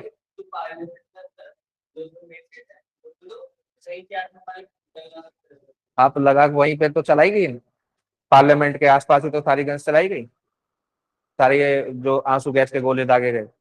तो आंसू गैस के गोले जो थे वो बाद में जो प्रोटेस्टर्स थे वो उठा के वीडियो बना रहे थे, वो एक्सपायर्ड थे। एक्सपायर्ड मतलब this is shameful for the government कि वो नए शेल्स भी नहीं खरीद के दे रहे हैं अपने भारतीयों को। मतलब उनके ऊपर चलाना तो है ही गलत, कम से कम अपने उनको सही हथियार तो दो। और क्या, डिफेंस के ऊपर इतना खर्चा, दुनिया में तीसरे चौथे नंबर पे आ गए खर्चे में है। The force used for dispersing an assembly, ये तो हो गया ना। The subordinate constable had the same opportunity as his superior, उसके पास भी सेम अपॉर्चुनिटी थी, जो ऑर्डर फॉलो कर रहा है उसके पास भी अपॉर्चुनिटी है क्या करने की, ऑब्जर्व करने की। क्या ऑब्जर्व करने की, that labourers presented no danger justifying firing, that protesters presented no danger justified using electric batons, pellet guns और क्या क्या यूज किया, स्पाइक्ड लाठीज, मैनी थिंग्स, है ना। हाँ आंसू टीयर, वो बोलते हैं ना, क्या बोलते हैं उसको, टीयर गैस। ठीक है, तो इसके अंदर सीधे सीधे यही कहा गया, the court observe the command of the head constable can not of itself justify his subordinate in firing in the command if the command was illegal. तो कमांड अगर इलीगल है तो वो जस्टिफाइड नहीं है। ठीक है, अब लीगल प्रिंसिपल सेक्शन 66 था पहले आईपीसी के अंदर, सेक्शन 14 हो गया बीएनएस के अंदर, applies only when the superior's order is lawful और the subordinate because of genuine mistake. हाँ ये सारी चीजें हमने बात कर ली है ना, कैसे होना चाहिए, मिस्टेक ऑफ फैक्ट की वजह से होना चाहिए, तभी क्या है वो जस्टिफाइड है, गुड फेथ में किया होना चाहिए, गुड फेथ में किया होना चाहिए। ठीक है, मॉब क्या होता है और पीसफुल प्रोटेस्टर क्या होता है। तो पीसफुल प्रोटेस्टर वो होता है जो बैठा हुआ है, मार्च कर रहा है, स्लोगन लगा रहा है, डेमोन्स्ट्रेशन कर रहा है, तो वो आर्टिकल 19(1)(a)(b)(c) के अंदर प्रोटेक्टेड है। ठीक है, इसके अलावा मॉब क्या होता है, जो वायलेंस कर रहा है, थ्रेट दे रहा है, वेपन्स का यूज कर रहा है, आर्सन वेंडलिज्म, क्रिमिनल फोर्स का यूज कर रहा है अपने ऑब्जेक्टिव को अचीव करने के लिए। ठीक है, ठीक है, a large angry or in inconvenient crowd does not automatically become a mob। सीधे सीधे कह रहे हैं, क्या कह रहे हैं कि अपने आप वो मॉब नहीं बन जाती अगर बहुत सारी गैदरिंग है, बड़ी गैदरिंग है। तो क्या कह रहे हैं, the real difference lies not in the size of the crowd, size से नहीं पता चलेगा मॉब है या पीसफुल है, but it in its conduct, peaceful expression is protest, organized violence is mob action। Organised violence क्या होगा, मॉब एक्शन होगा, और पीसफुल एक्सप्रेशन क्या होगा, प्रोटेस्ट होगा। ठीक है, अब यहाँ पर ऑर्गेनाइज्ड वायलेंस की बात की है, जो छुटपुट छुटपुट जो वायलेंस होता है उसके अंदर ये चीज नहीं आएगी। ठीक है, ध्यान। अब ये पूछ रहे हैं कि भाई अगर हम इलाहाबाद हाईकोर्ट की वेबसाइट देख रहे हैं तो यशवंत वर्मा अभी भी जज है, तो क्या अभी भी वो जज है। चलो ऑनलाइन वाले बताएंगे जो आज नए नए जुड़े हैं कि यशवंत वर्मा कौन है, क्या किया इन्होंने।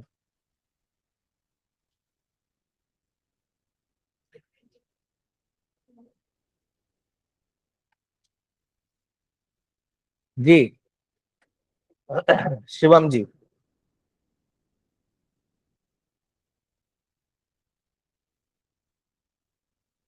शिवम जी, ईशा जी,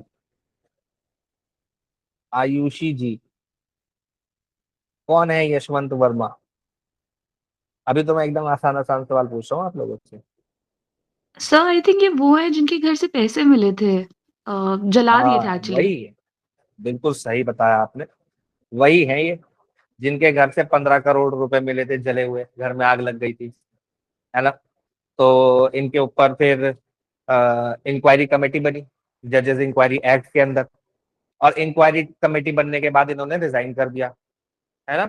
हालांकि अगर वेबसाइट पे अभी भी इनका नाम आ रहा है तो वो एडमिनिस्ट्रेटिव मिस्टेक है, उसके अंदर कोई भी ऐसी चीज नहीं है कि वो अभी भी जज। इंपॉर्टेंट क्या है हमारे लिए, इंपॉर्टेंट यहाँ पर हो जाते हैं प्रोविजंस कि किसी जज को कैसे हटाया जा सकता है।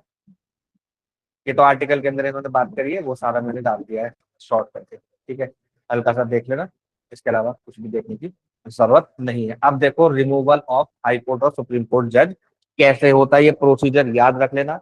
जीएस के अंदर भी पूछा जा सकता है, लीगल के अंदर तो पूछा जाएगा ही, है ना, जीएस के अंदर भी पूछा जा सकता है। सुप्रीम कोर्ट जज कैसे हटेगा, आर्टिकल 124 क्लॉज 4 और आर्टिकल 124 क्लॉज 5। ठीक है। हाई कोर्ट जज कैसे हटेगा, आर्टिकल 217 एक बी रेड विद आर्टिकल 218। ठीक है, तो 217-18 हाई कोर्ट जज के लिए, 124 और 124 4 और 124 5 ये किसके लिए, 124-4 और 124 का 5 ये है सुप्रीम कोर्ट के जज के लिए। ठीक है। अब डिटेल जो प्रोसीजर है वो किसके अंदर में मिलेगा आपको, जजेस इंक्वायरी एक्ट 1968 और जजेस इंक्वायरी रूल्स 1969। इन दोनों एक्ट्स के अंदर क्या मिलेगा, पूरा प्रोसीजर मिलेगा। और सबसे पहले ध्यान रखेंगे, एग्जाम में क्वेश्चन पूछ लेता है, ऑन विच ग्राउंड अ जज ऑफ हाई कोर्ट और supreme court can be remove. ठीक है, 4 ऑप्शन देगा, उसमें से 2 आपको चूज करने पड़ेंगे। 4 ऑप्शन कैसे देगा, 4 ऑप्शन दे देगा, करप्शन, इनकॉम्पिटेंसी, मिसबिहेवियर और मिसकंडक्ट। ऑप्शन देगा only 1 and 2, only 2 and 3, only 3 and 4। तो उसमें से कौन कौन से, प्रूवन मिस नहीं, ठीक है, प्रूवन, प्रूव्ड मिसबिहेवियर और इनकैपेसिटी, इन 2 ग्राउंड्स के ऊपर ही क्या हो सकता है, इनका रिमूवल हो सकता है। एक बात और याद रखना, न्यूज़पेपर में कई बार इम्पीचमेंट लिखा मिलेगा आपको, इम्पीचमेंट नहीं होता है, रिमूवल होता है। इम्पीचमेंट सिर्फ और सिर्फ राष्ट्रपति यानी कि प्रेसिडेंट का ही होता है। ठीक है। अब प्रोसीजर सेम है, प्रोसीजर ऑलमोस्ट सेम। कैसे होगा, तो सबसे पहले नोटिस ऑफ रिमूवल आएगा, यानी कि किसी भी हाउस के अंदर, दोनों हाउसेस के अंदर आ सकता है, राज्यसभा में भी आ सकता है, लोकसभा में भी आ सकता है। लोकसभा में आएगा तो प्रायर सिग्नेचर चाहिए 100 एमपीज के, और राज्यसभा में 50 एमपीज के प्रायर सिग्नेचर चाहिए, signed by at least 50 members, signed by at least 100 members. तो यहाँ से प्रीलिम्स का क्वेश्चन बनता है कि राज्यसभा में कितने मेंबर और लोकसभा में कितने मेंबर। ठीक है। इसके अलावा एडमिशन ऑफ मोशन, तो स्पीकर के पास क्या है अधिकार, मतलब अगर राज्यसभा में आया है तो चेयरमैन, और अगर लोकसभा में आया है तो स्पीकर के पास जाएगा। और इन दोनों के पास क्या है, अधिकार है कि उसको एडमिट भी कर सकते हैं और रिफ्यूज भी कर सकते हैं। उसी टाइम पे रिफ्यूज भी किया जा सकता है, और रिफ्यूज कर दिया तो फिर आगे कोई कार्रवाई नहीं होगी जज के ऊपर। ठीक है, आगे बढ़ते हैं। दे में examine the available material and consult person considered appropriate before deciding. तो वो जो मटेरियल है उसको पढ़ सकते हैं, देख सकते हैं, किसी से कंसल्ट कर सकते हैं। ठीक है, उसके बाद वो अपना डिसीजन ले सकते हैं कि उसको एडमिट करना है या नहीं करना। अब एडमिट कर लिया तो, अगर एडमिट कर लिया तो 3 जजेस, 3 मेंबर की एक इंक्वायरी कमेटी बनेगी। 3 मेंबर कौन कौन होंगे, एक तो सुप्रीम कोर्ट के जज होगा, यानी कि चीफ जस्टिस ऑफ इंडिया हो सकते हैं, या फिर कोई भी सुप्रीम कोर्ट का जज हो सकता है। इसके अलावा एक चीफ जस्टिस होगा किसी भी हाई कोर्ट से। ठीक है, इसके अलावा एक डिस्टिंग्विश्ड जूरिस्ट को अपॉइंट किया जाएगा। ठीक, ये लोग क्या करेंगे, ये लोग उसके ऊपर चार्जेस फ्रेम करेंगे, इन्वेस्टिगेशन करेंगे, है ना, इन्वेस्टिगेशन और framing of charges. The committee frames definite charges against the जज। The charges and supporting ground are communicated to the जज, फिर कम्युनिकेट किया जाएगा। उसके बाद जो जज है उसको अपॉर्चुनिटी मिलेगी कि वो अपना जवाब दे सकता है, एंगेज कर सकता है किसी लॉयर को, क्रॉस एग्जामिनेशन कर सकता है और प्रोड्यूस कर सकता है अपनी तरफ से भी एविडेंसेस, डॉक्यूमेंट्स वो पेश कर सकता है। ठीक है, और उसको पर्सनली सुनना पड़ेगा, है ना, राइट टू बी हर्ड, ऑडियो ऑल्टरम पार्टन उसको मिलेगा, है ना। In a case based on physical और मेंटल कैपेसिटी, अगर फिजिकल और मेंटल कैपेसिटी की वजह से रिमूव किया जा रहा है तब तो क्या होगा, मेडिकल बोर्ड बनाना पड़ेगा, मेडिकल बोर्ड अपनी रिपोर्ट जमा करेगा, उसके हिसाब से काम होगा। ठीक है, एग्जामिनेशन बाय मेडिकल बोर्ड। ठीक, अगर कमिटी रिपोर्ट, अब कमिटी रिपोर्ट के अंदर 2 चीजें हो सकती है, या तो कमिटी ने ये पाया हो कि जो जज है वो गिल्टी है, या फिर ये पाया हो कि गिल्टी नहीं है। अगर ये पाया, कमिटी ने ये पाया कि गिल्टी नहीं है, तो नो फर्दर प्रोसीडिंग और सभी चीजें खत्म हो जाएंगी। ठीक है, removal motion comes to an end, removal motion समाप्त हो जाएगा वहीं पर। अगर कमेटी ने क्या देखा कि जज जो है वो गिल्टी नहीं है, लेकिन अगर कमेटी ने ये पाया कि जज गिल्टी है तो क्या होगा, तब कमेटी रिपोर्ट क्या करेगी, कमेटी अपने रिपोर्ट को कंसिडरेशन के लिए भेजेगी पार्लियामेंट के सामने। ठीक है। अब पार्लियामेंट के दोनों हाउसेज में फिर वोटिंग होगी, और वोटिंग के लिए स्पेशल मेजोरिटी चाहिए। स्पेशल मेजोरिटी मतलब मेजोरिटी ऑफ द हाउस और 2/3 ऑफ प्रेजेंट एंड वोटिंग। ठीक है, मेजोरिटी यानी कि 50% चाहिए, और 2/3 किसका, प्रेजेंट एंड वोटिंग, जो, हाँ जी, 2/3 प्रेजेंट एंड वोटिंग, जो वहां पर वोट डालने के लिए प्रेजेंट है उस समय पर हाउस में। ठीक है, मान लो टोटल स्ट्रेंथ 543 है। ठीक है, 543 है, तो 543 को 2 से डिवाइड कर दो, कितना हो गया, 2, 14, 7 और 1, 271.5, तो 272 वोट्स चाहिए। ठीक है, एक तो ये भी आपको रिक्वायरमेंट कंप्लीट करनी है, और 272 वोट्स की रिक्वायरमेंट कंप्लीट करने के अलावा प्रेजेंट एंड वोटिंग, मान लो उस दिन इन 543 में से 400 प्रेजेंट है, तो 2/3। ठीक है, 2/3। अब इसको डिवाइड 800/3, 2, 6, 18 और 18, 2, 20, 6, 266 मेंबर्स का वोट चाहिए। ठीक है, इसके हिसाब से अगर 400 मेंबर प्रेजेंट है तो 266 और 272 चाहिए अब तो मिनिमम, है ना। अगर ये नंबर उससे ज्यादा भी हो जाता है तो भी 50% तो चाहिए ही चाहिए। ठीक है, तो ये दोनों रिक्वायरमेंट्स पूरी करनी जरूरी है। ठीक है, इसके अलावा देखते हैं, फिर इसके बाद एड्रेस होगा प्रेसिडेंट का, प्रेसिडेंट के एड्रेस के बाद प्रेसिडेंशियल ऑर्डर हो जाएगा, प्रेसिडेंशियल ऑर्डर में रिमूवल का वो ऑर्डर दे देगा।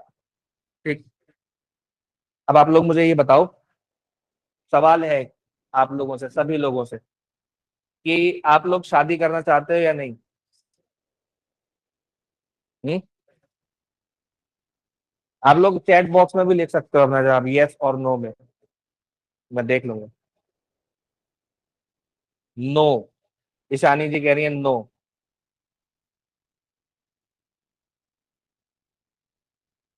और कोई, सब लोग जवाब दो, आप लोग शादी करना चाहते हो या नहीं करना चाहते हो। मेरा नहीं है ये सवाल, ये सवाल जीएस का है। नो, ईशा जी भी कह रही है नो। आप करना चाहते हो भाई जी। हाँ, हाँ ये तो करना चाहता है लड़का। मार्गदर्शी कह रही है करना चाहती है। हाँ, आदित्य भाई आंसर लिखो, तुम्हारा दोस्त जानना चाहता है कि तुम शादी करना चाहते हो या नहीं चाहते हो। आदित्य मलिक जी, आपका दोस्त यहाँ बैठा है और वो जानना चाहता है कि आप शादी करना चाहते हो। आई डोंट नो सर, उसे अभी पता नहीं है, उसने अभी डिसाइड नहीं किया है। तो देखो, एक सर्वे हुआ, और हालांकि ये सर्वे हम लोग बहुत ज्यादा रिलायबल नहीं मान सकते, हालांकि किसका है, यूएनएफपीए का। यूएनएफपीए क्या, यूनाइटेड नेशन पॉपुलेशन फंड। तो यूनाइटेड नेशन पॉपुलेशन फंड अब सीधे सीधे पूछ सकता है कि डेमोग्राफिक फ्यूचर सर्वे कौन निकालता है, तो कौन निकालता है, यूएनएफपी निकालता है। और 11 जुलाई को वर्ल्ड पॉपुलेशन डे होता है, तो 2026 में यूएनएफपी ने क्या किया, डेमोग्राफिक फ्यूचर सर्वे निकाला। इसके अंदर कुछ 1,08,000 बच्चों को लिया गया, और इंडिया के मात्र 1722 स्टूडेंट्स को लिया गया। तो इसको बहुत ज्यादा रिलायबल डेटा इसलिए नहीं मान सकते, क्योंकि ये इसका जो सैंपल है, सैंपल सर्वे है, वो बहुत छोटा है। ठीक है, बहुत छोटा है, इसमें मात्र 1722 लोग पूरे कंट्री को रिप्रेजेंट नहीं कर सकते। लेकिन क्या कह रहे हैं इसके अंदर, कि भाई जो आजकल जेनजी है, जेनजी के अलावा जो अभी मैरिज की एज में 18 साल से और 39 साल के बीच में, 39, 18 से 39 के बीच में जो है, उनमें अगर ज्यादातर लोगों से पूछो तो वो मना करते हैं कि हम शादी नहीं करना चाहते। जैसे अभी हमारे अभी 50-50 ऑलमोस्ट वोटिंग हुई है ना, 2 लोगों ने कहा शादी करना चाहते हैं, 2 लोगों ने कहा नहीं करना चाहते हैं, एक ने कहते हैं मुझे पता नहीं है, और किसी का कोई आंसर नहीं है। हाँ, सर नहीं, बिल्कुल नहीं, हिमांशी कह रहे हैं बिल्कुल भी नहीं शादी करना चाहती है। ठीक है, तो देखो सबकी अपनी अपनी चॉइस है। लेकिन इसके अंदर क्या कह रहे हैं इसके अंदर कह रहे हैं कि जो यूथ है वो शादी तो करना चाहता है लेकिन वो कर नहीं पा रहा, क्योंकि उसको और भी बहुत सारी टेंशन है। जैसे उसको टेंशन है कि फाइनेंशियल सिक्योरिटी को लेके, एम्प्लॉयमेंट की स्टेबिलिटी को लेके, जैसे आजकल जो कॉर्पोरेट जॉब्स है वो हायर एंड फायर सिस्टम रखती है, तो स्टेबल जॉब्स नहीं है ना, कभी भी नौकरी से निकाल दिए जाने का खतरा हमेशा सर पे मंडराता रहता है।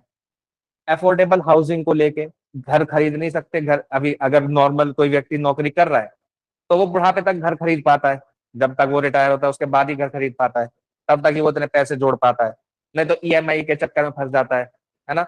उसके बाद भी ईएमआई देनी पड़ती है क्योंकि बहुत महंगे हो चुके हैं घर। चाइल्ड केयर, मेंटल हेल्थ को लेके, अनइक्वल डोमेस्टिक रिस्पॉन्सिबिलिटीज, यानी कि महिलाओं के ऊपर डोमेस्टिक रिस्पॉन्सिबिलिटीज ज्यादा है, इसका भी एक असर है। और uncertainty caused by conflict and climate change, ये भी एक कारण है कि लोग शादी जो करना चाहते भी हैं वो बच्चे नहीं करना चाहते। ठीक है, अब क्यों इंपॉर्टेंट है हमारे लिए, क्योंकि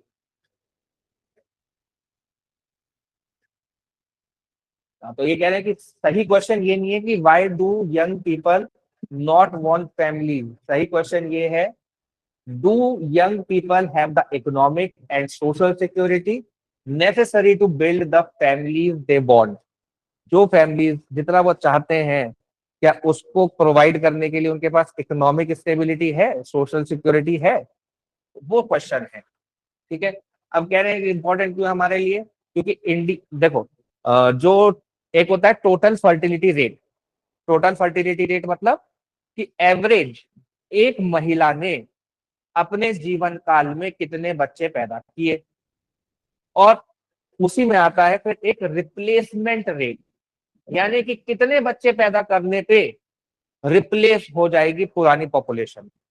रिप्लेस हो जाएगी मतलब पॉपुलेशन घटेगी भी नहीं और पॉपुलेशन बढ़ेगी भी नहीं, जितनी पॉपुलेशन है उतनी ही रहेगी।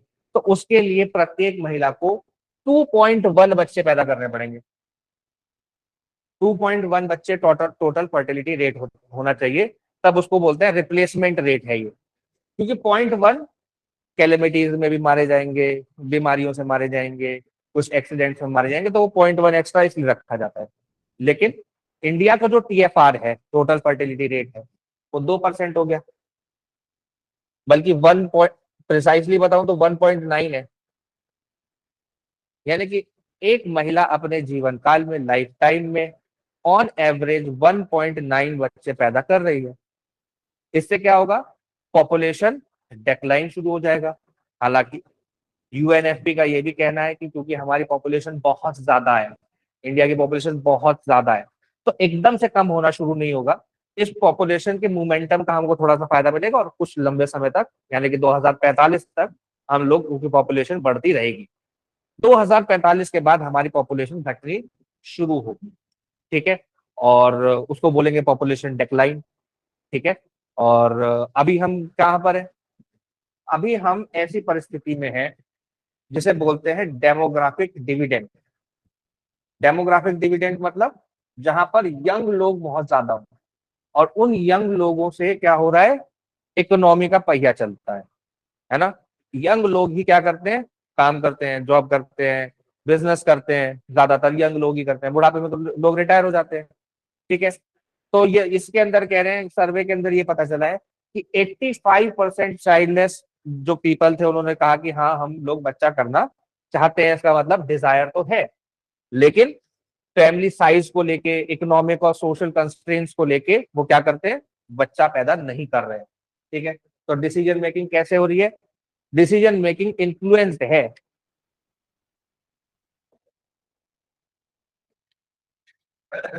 तो मेजर इश्यूज, इकोनॉमिक इनसिक्योरिटी, है ना, अनएम्प्लॉयमेंट रेट बहुत ज्यादा है भी तो लो वेजेस मिलते हैं, बहुत कम वेजेस मिल रहे हैं, high education and health care cost, है ना, एजुकेशन की कॉस्ट बहुत ज्यादा है, स्कूल की फीस इतनी ज्यादा हो गई है, हॉस्पिटल में चले जाओ तो इतनी फीस देनी पड़ती है।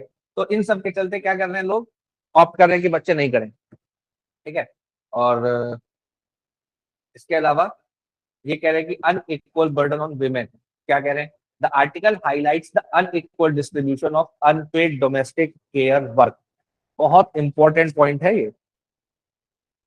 क्या कह रहे हैं कि महिलाएं घर में काम करती हैं, महिलाएं ज्यादातर क्या काम कर रही हैं? केयर गिविंग का काम कर रही हैं घर के अंदर, छोटे बच्चों का चाइल्ड केयर, एल्डरली जो बुजुर्ग लोग हैं उनकी केयर, ठीक है। इसके अलावा बच्चों को टिफिन बना के देना, पति को टिफिन बना के देना। कोई व्यक्ति बाहर काम कर पा रहा है, प्रोडक्टिव काम कर पा रहा है मार्केट में जाके, क्यों कर पा रहा है? क्योंकि महिला, कोई व्यक्ति, अब महिला नहीं कह सकते, सुप्रीम कोर्ट का जजमेंट है, महिला नहीं कह सकते। कोई व्यक्ति जेंडर न्यूट्रल, क्या बोलेंगे उसको? होम मेकर, है ना, उसको बोलेंगे होम मेकर। पहले क्या बोलते थे? House wife. तो सुप्रीम कोर्ट का जजमेंट आया अभी कुछ दिन पहले, जिसके अंदर उसने कहा कि हाउस वाइफ नहीं बोलेंगे, होम मेकर बोलेंगे। हालांकि जजमेंट उसके अंदर था एमएससीटी, एमएससीटी मतलब मोटर एक्सीडेंट क्लेम ट्रिब्यूनल का जजमेंट था वो। उसके अंदर ये कहा गया था कि जो होम मेकर है वो भले ही जीरो इनकम कमा रहा है, उसकी वैल्यू 30,000 रुपए आकी जाएगी जब मोटर एक्सीडेंट क्लेम की बात आएगी तब। ऐसा नहीं कि घर पे काम करके आप अपने घर वालों का आज कान खा लो कि अरे हमने तो बर्तन मांजे, लाओ 30,000 रुपए तो पहले, तब बात करेंगे आगे। ऐसा मत करना, ठीक है। आपको नहीं मिलेंगे, वो आपका जब एक्सीडेंट हो जाएगा तब मिलेंगे, ठीक है। तो ऐसा नहीं करना, ठीक है। तो young women are therefore often forced to choose between employment और फैमिली रिस्पॉन्सिबिलिटी। इनके बीच में महिलाओं को ही हमेशा चूज करना पड़ता है, ठीक है ना। तो ये भी एक सच्चाई है पैट्रियार्कल सोसाइटी की हमारे। चाइल्ड मैरिज का डेटा क्या है? कम हुआ है। चाइल्ड मैरिज बिलो 18 वाले जो नंबर है वो कम हुए हैं, विच इज पॉजिटिव साइड। तो अर्ली प्रेगनेंसी, अर्ली मैरिज की वजह से अर्ली प्रेगनेंसी भी कम हुई है, जिसकी वजह से क्या हुआ है, जो टीएफआर हम लोग देख रहे हैं वो कम हो गया। टीएफआर मतलब टोटल फर्टिलिटी रेट जो है वो कम हुआ है, ठीक है। अब डेमोग्राफिक डिविडेंड, ये बहुत ज्यादा चर्चा में है, एग्जाम में आपके शॉर्ट नोट लिखने के लिए आ सकता है कि demographic dividend pay short note लिख दो। तो आप लोग सबसे पहले एक क्वेश्चन नोट कर लो, write a short note on demographic dividend. Demographic dividend का क्या मतलब होता है? क्या मतलब होता है डेमोग्राफिक डिविडेंड का? है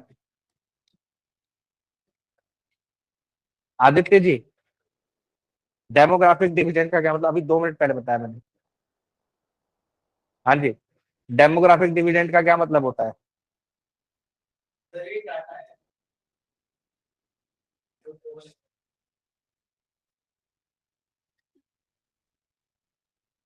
जी आदित्य जी, मार्गदर्शी, डेमोग्राफिक डिविडेंड, पुराने स्टूडेंट से पूछ रहा हूँ अभी तो। अनुष्का। सर मतलब जो वर्किंग एज पॉपुलेशन है हाँ, कंट्री में। वर्किंग एज पॉपुलेशन को नहीं बोलते हैं डेमोग्राफिक डिविडेंड। डेमोग्राफिक डिविडेंड उसके होने वाले फायदे को बोलेंगे। डिविडेंड देखो सीधे सीधे समझो, जब आप कभी शेयर में इन्वेस्ट करते हो तो कंपनी क्या देती है आपको? सालाना डिविडेंड देती है। डिविडेंड क्या होता है? प्रॉफिट का हिस्सा देती है, क्योंकि शेयर होल्डर होने की वजह से आप उसके पार्टनर हो गए, तो पार्टनर को क्या मिलेगा? प्रॉफिट का हिस्सा मिलेगा। तो सालाना वो आपको डिविडेंड देती है कंपनी। डिविडेंड क्या हो गया? फायदा, ठीक है। अब क्या कह रहे हैं? a large young population, अच्छे कह रहे हैं, India possess one of the world's largest youth population, youth population सबसे ज्यादा है, ठीक है। a large young population becomes demographic dividend, वो demographic dividend बन सकती है। कब बन सकती है? जब उसको एम्प्लॉयमेंट मिलेगा, जब उसको एजुकेशन मिलेगी, जब उसको स्किल मिलेगा, जब उसको हेल्थ मिलेगी, जब उसको प्रोडक्टिविटी एम्प्लॉयमेंट मिलेगा। ऐसे नहीं कि कोई भी गड्ढा खुदवा रहे मनरेगा के अंदर, उससे नहीं बनेगा वो डेमोग्राफिक डिविडेंड। डेमोग्राफिक डिविडेंड कब बनेगा?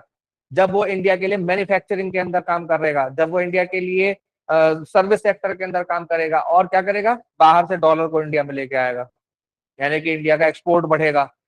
कैसे बढ़ सकता है एक्सपोर्ट? क्योंकि हमारे पास काम करने वाले हाथ ज्यादा हैं, तो हम लोग मैन्युफैक्चरिंग के अंदर बहुत अच्छा काम कर सकते हैं, लेकिन नहीं करते हैं। मैन्युफैक्चरिंग होती ही नहीं है इंडिया के अंदर, कोई मैन्युफैक्चरिंग नहीं कर रहे हम लोग, सिर्फ असेंबलिंग कर रहे हैं चीजों की, ठीक है। अब देखो, without these conditions the demographic dividend may turn into unemployment, social frustration। अब ये जो आज प्रोटेस्ट हो रहा है, ये क्या है? सोशल फ्रस्ट्रेशन का नतीजा है, पॉवर्टी का नतीजा है, इंक्रीज डिपेंडेंसी। वो सब क्या होंगे? किसी ना किसी पे डिपेंडेंट होंगे, है ना। और डेमोग्राफिक बर्डन बन जाएंगे डिविडेंड की जगह। अभी तो हम कह रहे हैं डेमोग्राफिक डिविडेंड है साहब, लेकिन डेमोग्राफिक बर्डन बनने में समय नहीं लगेगा। जिस हिसाब से अभी अनएम्प्लॉयमेंट रेट चल रहा है, डेमोग्राफिक बर्डन बनते जा रहे हैं लोग, ठीक है। और स्पेशली जो ग्रेजुएट्स अब अनएम्प्लॉयड घूम रहे हैं इस टाइम पे, ग्रेजुएशन करके लोग, बहुत सारे जो जेनजीज हैं उनके अंदर ग्रेजुएट अनएम्प्लॉयमेंट रेट ही 50 के आसपास है। 50% ग्रेजुएट अनएम्प्लॉयड घूम रहे हैं इस टाइम। ठीक है, तो ये एक बहुत बड़ी समस्या है। इसके अलावा ये कह रहे हैं कि जो यूथ है उसने ये भी जवाब दिया कि हमें क्लाइमेट की बहुत चिंता है, और जो दुनिया भर के अंदर कन्फ्लिक्ट चल रहे हैं हमें उसकी भी बहुत चिंता है, इसलिए भी हम बच्चे पैदा नहीं करना चाहते हैं। क्योंकि क्लाइमेट तो खराब हो ही रहा है, ऐसे क्लाइमेट में, ऐसे माहौल में जहाँ पर इतनी अनसर्टेनिटी है कि कोई भी कभी भी किसी के ऊपर भी हमला कर देगा। तो ऐसे समय में अपने एक जीव को इस धरती पे लाके और उसको ये परेशानियां दिखाने का क्या मतलब है, इसलिए वो बच्चे पैदा ना करने का डिसीजन ले रहे हैं बहुत सारे लोग। ठीक है, तो अब एक ये इंपॉर्टेंट प्रीलिम्स फैक्ट है आपके लिए, प्रीलिम्स के हिसाब से बहुत इंपॉर्टेंट ये क्वेश्चन रहने वाला है कि एक कलाई 2 हाइड्रो पावर प्रोजेक्ट बन रहा है इंडिया के अंदर। कहाँ पर बन रहा है? तो ये देखो, जो नॉर्थ ईस्ट का रीजन है ना, नॉर्थ ईस्ट के रीजन में हम देखें तो ये ब्रह्मपुत्र नदी आती है। ब्रह्मपुत्र नदी के इधर ये देखो, इसकी एक सहायक नदी है लोहित। लोहित, ये लोहित नदी है जो यहाँ से आती है और यहाँ पे ब्रह्मपुत्र में मिल जाती है। तो यहाँ पर क्या करना चाहते हैं, हालांकि लोहित नदी पे नहीं, लोहित नदी मैंने आपको दिखाई क्योंकि वही एरिया है। ठीक है, यहाँ पर हम क्या करना चाहते हैं, हाइड्रो पावर प्लांट लगाना चाहते हैं जिसका नाम है कलाई 2। याद रखेंगे, कलाई 2 हाइड्रो पावर प्लांट। ठीक है, तो फॉरेस्ट एडवाइजरी कमेटी और जो यूनियन एनवायरमेंट मिनिस्ट्री के अंडर में आती है, उसने क्या बोला है, उसने लोहित नदी के ऊपर प्रोजेक्ट को क्या किया है, क्लियरेंस दे दी है। ठीक है, the project involves diversion of approximately 869 hectare of forest land. 869 hectare forest land को क्या करेंगे, डिस्पर्स करेंगे, हटाएंगे। ठीक है, डाइवर्जन करेंगे। इसके अलावा सबमर्जेंस कितना होगा, 638 हेक्टेयर। ये फैक्ट आपको रटने नहीं है। ठीक है, ये फैक्ट आपको रटने नहीं है कि कितना सबमर्जन होगा, कितना, ये सिर्फ मैं आपको फैक्ट इसलिए बता रहा हूं ताकि आप अंदाजा लगा पाओ कि कितना बड़ा एरिया डूब जाएगा। 638 हेक्टेयर, हाँ, बिग। ठीक है, and proposed felling of 333,338 trees. 33,000 पेड़ भी काटे जाएंगे। ठीक है, तो ऐसा जब भी कोई प्रोजेक्ट लगता है, हाइड्रो पावर प्रोजेक्ट लगता है जो 50 मेगावाट से ऊपर का हो, तो एनवायरमेंट प्रोटेक्शन एक्ट के अंदर उसका एनवायरमेंट इम्पैक्ट असेसमेंट कराना जरूरी हो जाता है। अब इसके अंदर क्या बोला है, इसके अंदर स्टेज वन की परमिशन दे दी। स्टेज वन की परमिशन मतलब कि अभी परमिशन दी है, कंडीशंस पे डिपेंड करेगी कि वहां पर पेड़ काटे जाएंगे या नहीं काटे जाएंगे।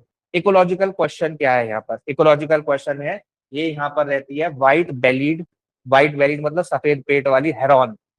हेरॉन चिड़िया है ये क्या करती है, अगर आपने देखी हो कभी बर्ड सेंचुरी वगैरह किसी में गए हो, हेरॉन चिड़िया बड़ी स्पेशल होती है। वो क्या करती है, वो नदी के अंदर से, चलती नदी में से ऐसे मछली को पकड़ लेती है। बड़ी लंबी सी चोंच होती है इसकी, कुछ कुछ आपको हंस जैसी दिखेगी, है ना, लेकिन उससे थोड़ी बड़ी होती है। काफी खूबसूरत चिड़िया होती है। और ये वाली जो है व्हाइट बेलीड हेरॉन, ये दुनिया की रेयरेस्ट स्पीशी है। ठीक है, क्या नाम है इसका, आर्डिया इंसिग्निस। ठीक है, इंपीरियल हेरॉन भी इसको बोलते हैं। ठीक है जी, वर्ल्ड्स रेयरेस्ट हेरॉन है ये, दुनिया की सबसे रेयर हेरॉन। ठीक है, और दुनिया भर में केवल 60 बची हैं। Only 60 individuals are alive world wide. Schedule 1 wild life protection act के शेड्यूल 1 में प्रोटेक्टेड है, और IUCN का स्टेटस इसका क्रिटिकली एंडेंजर्ड होना चाहिए। हाँ, क्रिटिकली एंडेंजर्ड IUCN स्टेटस। ठीक है, तो ये सारी चीजें हल्का सा ध्यान रखेंगे। IUCN स्टेटस क्या है इसका, वाइल्ड लाइफ प्रोटेक्शन एक्ट के अंदर शेड्यूल 1। शेड्यूल 1 का मतलब जिसको सबसे ज्यादा प्रोटेक्शन की जरूरत है, जिस जीव को सबसे ज्यादा प्रोटेक्शन की जरूरत है उसको। ठीक है, तो इंडिया के पास 6 to 9, इंडिया के अंदर 6 से 9 ही ये हेरॉन है, व्हाइट बेलीड हेरॉन, है ना, इंपीरियल हेरॉन जिसको बोलते हैं। तो हम लोग वहां पर क्या कर रहे हैं, हम लोग वहां पर डैम बनाने की बात कर रहे हैं जिससे जो इसका हैबिटेट है वो डिस्टर्ब हो सकता है। और डैम कैसा है ये? Run of the river. क्या बोलते हैं इसको?